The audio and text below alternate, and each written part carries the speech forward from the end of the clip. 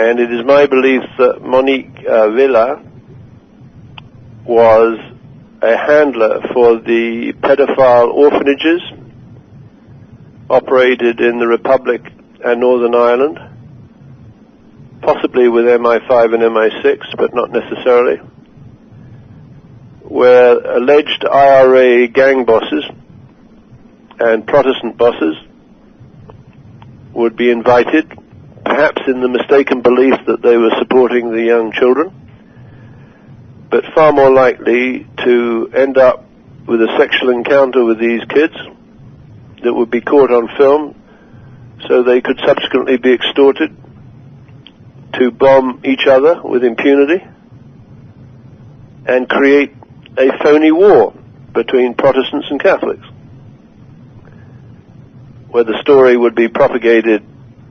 by Reuters through distribution channels, including the BBC World Service. She allegedly used her position in 1996 as Director of Strategy and Business Development at the AFP headquarters in Paris to build an Al-Qaeda partnership with Thomson Reuters and its LIBOR panel banks vested in DOJ Asset Forfeiture Fund and the presidential candidacies of Barack Obama and Mitt Romney. So way back in the 90s, the British Banking Association, in a conspiracy with Thomson Reuters, had selected a couple of candidates as potential incumbents or occupants of the White House, Barry Soetoro and Mitt Romney. So let's just go back down that chain of history with Mitt Romney. So in 1984, he spins Bain Capital off from Bain and Company, the consulting, and he gets access to cheap credit and dirty money being laundered through the Mexican drug trade and weapons trade and child trafficking to engage in his leverage buyouts of target companies, very often family-owned companies, who would then liquidate, throw the employees out of work, and take the profits either from insurance or from a false presentation of free forward cash flow, and launder it through the Cayman Islands into tax shelters set up by Sidley Austin. In 1984, Barack Obama is working at BIC, that allegedly stands for Business Investment or Business International Corporation, but I think we now know that that was a front for the British Banking Association. So the British Banking Association hired Barry Soetoro in 1984 to work in New York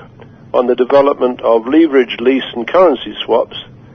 where lenders could make predatory loans to finance, for example, an expansion of the Union Carbide plant in Bhopal, and get their money back with an insurance policy where the claim was filed after someone injected 47 tons of water into a bath of methyl-isocyanate and killed 7,000 people with a chlorine-like gas, hideously injured around 300,000, and the chief tort lawyer or law firm operating on that was Sidley Austin in Chicago, which kept, or appears to have succeeded in keeping, the leader of the Weather Underground Organization terrorist movement, Bernardine Dohrn, off death row. So they're pretty adept, these characters, because Bernardine Dohrn, from 1984 to 1988, was the lesbian or bisexual mentor of young women coming out of universities at Sidley Austin. Her subject, or one of the subjects she teaches at Northwestern University, is torture paradigms and practice. The inference would be that she explained to these young and ambitious women when they came to Sidley Austin that their careers would be vastly accelerated if they had sexual relationships with lesbian or bisexual partners and were compromised so that they could be promoted to the highest possible positions, where the people doing the promotion would be very confident they would never reveal the underpinning conspiracy, which eventually would extend into the children in the custody of the people at Hull House. So back to Mitt Romney. So let's roll the clock back from 1984 to 1968.